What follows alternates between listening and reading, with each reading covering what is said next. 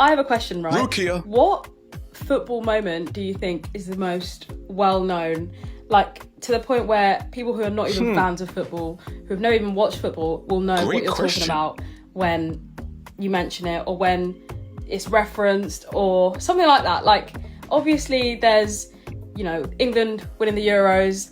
I feel like that was a big moment, especially the interview. Like, the guy, I think it was down Wembley Way, and he was going, the mandem couldn't, but the girldom did. Like that, I quote that too much. Well, I also think back to France winning the World Cup and just how iconic that was. The song as well. Yeah. Like, surely everyone knows that, right? But what other football moments do you think you could speak to anyone and they would know what you're on about? Because obviously there's been thousands of iconic football moments, but what would be like mainstream? What would people actually know that weren't fans? Rukia Ali, I like your stuff. I like what you're doing. I like the direction you're going in, love. Much respect to you. And I thought this was a fantastic question. I thought, you know what? There's got to be some out there that I can think of, surely. So I've been around for a long time. I'm old and withered. All this grey in my beard lets you know I'm from the late 1900s, you know what I mean? Like, I'm a little seasoned out here still. But I'm tired. My body weary. I'm going to say the first thing that comes to my mind has to be the Maradona hand of God. Yes, like, that was probably one of the first moments of football transcending into the everyday life of most people. It was a conversation in the pub. It was a conversation at work, school. Everyone talked about it. And it was on the biggest stage at the biggest moment against England. Now, a lot of my answers here may be biased. They may be biased towards England because that's where I grew up. And that's the footballing culture I know. So if you don't like it, I don't know what to tell you. It may be different in different countries, and I respect that. But I know for sure that English people were pissed and still are pissed. The Argentinian-England rivalry is...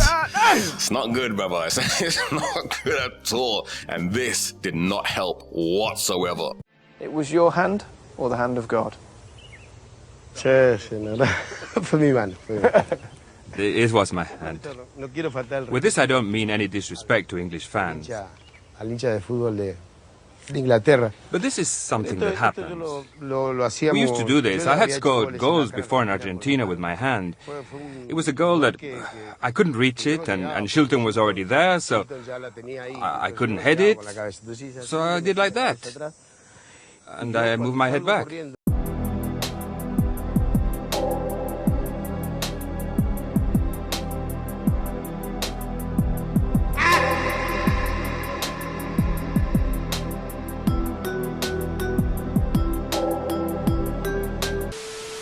And since we're on the Argentinian realm, I'm going to go with Ankara Messi. Per Xavi, assistència de Xavi, més capradeta per Messi, Messi,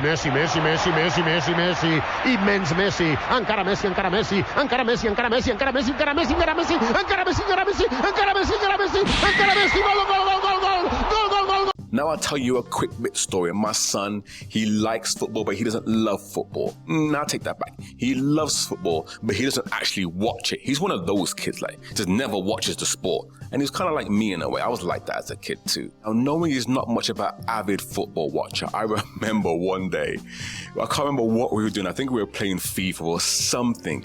And he made the reference and he kept saying, Ankara Messi, Ankara Messi, Ankara Messi.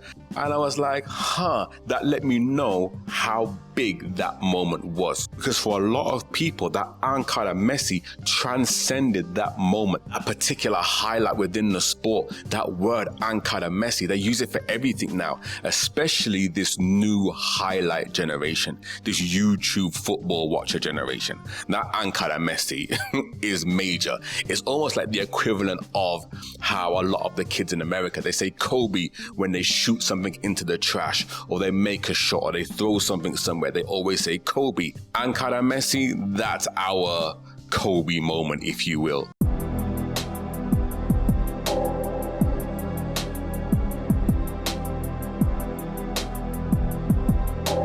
Kobe!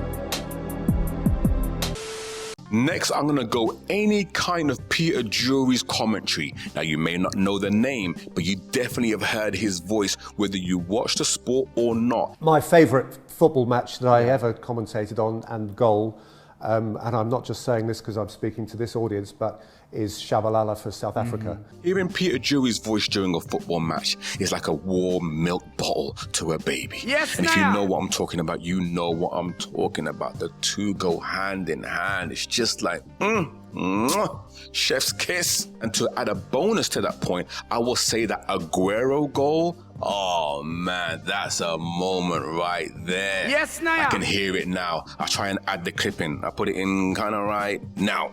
Balotelli, Aguero! I swear you'll never see anything like this ever again! In fact, his voice is so legendary in the game. I actually don't like hearing most commentators because of just being so acclimated to his voice even. Like some of these commentators now, especially the foreign ones, I'm not going to mention any countries, but you know which countries I'm talking about. It's like, good Lord have mercy. Make it stop, please. Next, I'm going to go Zizou headbutt. Yes, now. Do I really need to say much more?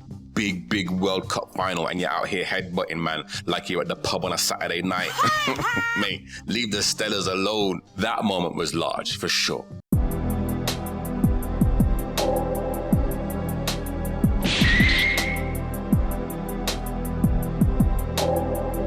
Another good one was Neymar flopping. Neymar flopping became... It literally became a meme. I saw little kids talk about it, adults. It became bigger than actually what it was. It almost became bigger than Neymar for a moment. And Neymar's large. And I still love Neymar, but his flopping and his diving antics became a part of his culture, became a part of who he is. It's kind of sad, but you boy up on yourself, pal. What you gonna do?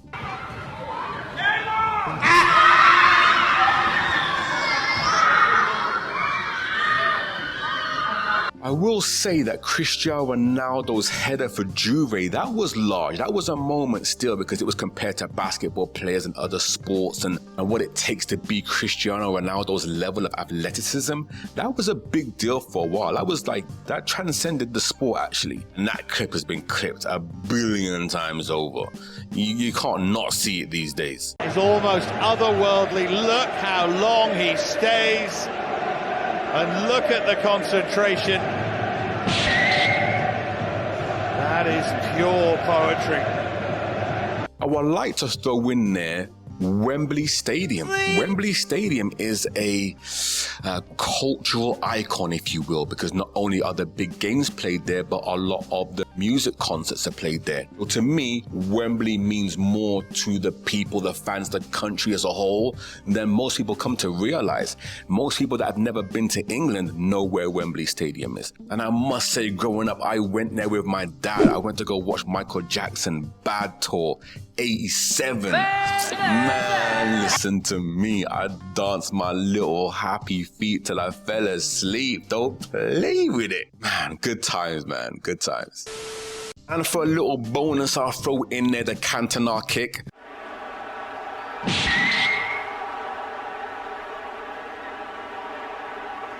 Cantona, man. You've lost your marbles, pal. And anything that Bex did in the 90s, early 2000s was just... He was one of the first players that was beyond football, like media, just friends. Yes, now. From the hair to the style, the clothes, the misses, the travel, the cars, just everything he did just had the English culture in a chokehold, brethren. Please believe. David Beckham became a Real Madrid player, and you sense that his life will never quite be the same again. All right, Rukia, there is my spill, there is my take. I may send this to you, actually, see what you think, you know what I mean? Let me know if I've missed anything. I would love to hear what your moments in football that stand out and will test the test of time. I would love to hear it. I would love to know. Get those fingers typing. I want to see some comments, please. And if you've made it this far into the video, I appreciate you watching. I appreciate you greatly. Thank you, thank you, thank you. Stay focused, stay blessed. Look 'em all.